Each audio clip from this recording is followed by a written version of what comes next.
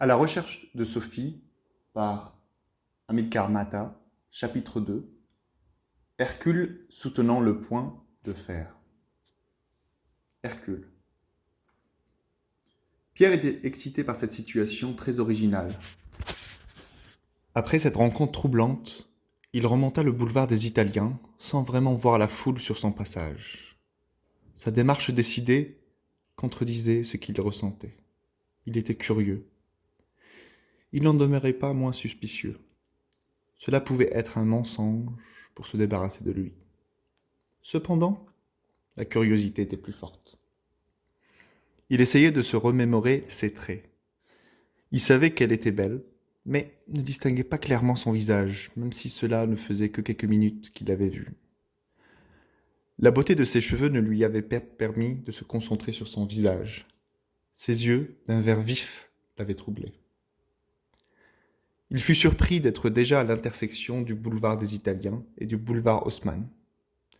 Il remonta, d'un pas décidé, le boulevard de Montmartre, demandant comment allait-il trouver en ce début du XXIe siècle un Hercule supportant un pont de fer.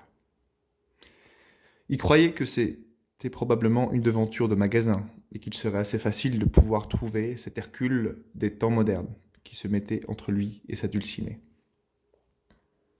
D'un naturel romantique, il essayait de toujours contrôler ce penchant. Il n'était pas naïf, mais en cette fin de journée, il se laissait tomber dans un nuage de romantisme. Il se disait que les quelques centaines de mètres du boulevard Poissonnière seront rapidement vaincus. Ainsi, il sera à l'heure pour le lendemain. En entrant dans le boulevard, il se rendit vite compte que le boulevard était grand et large. Il doutait de trouver si facilement cet Hercule qui commençait à le dominer. Il se reprit et continua sur son chemin en étant attentif aux magasins, aux façades.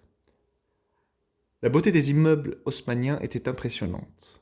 Le cœur de Pierre se serra un peu quand il pensait qu'on avait détruit des immeubles entiers pour créer ces boulevards et faciliter le passage des voitures à cheval et des canons pour réprimer les émeutes de Paris.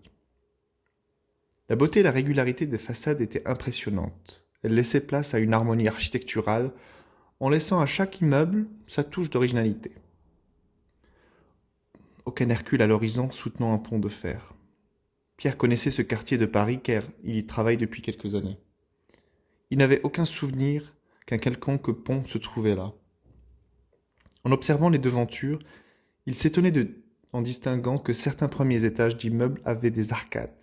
Il n'avait jamais vraiment remarqué cela. Peu à peu, il se rendait compte qu'il était devant le Grand Rex, cinéma mythique de Paris, à la fin du boulevard.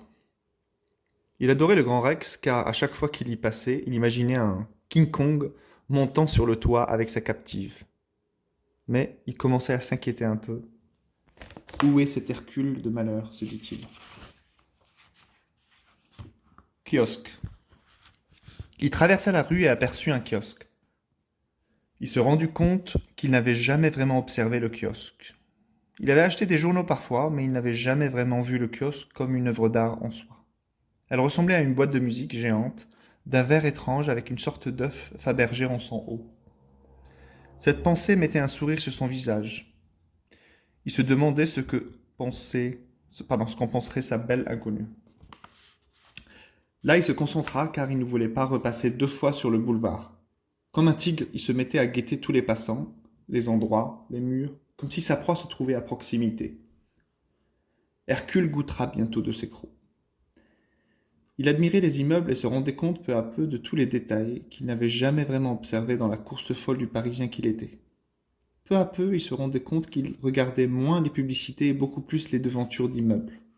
Des têtes en pierre sur la façade, au 14 boulevard Poissonnière, le surprirent par la netteté de leurs regards.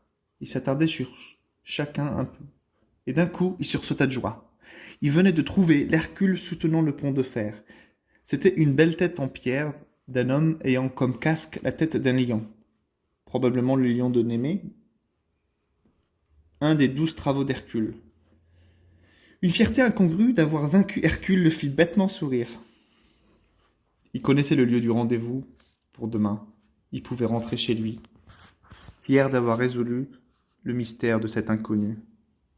Il était impatient de savoir ce que demain allait lui apporter.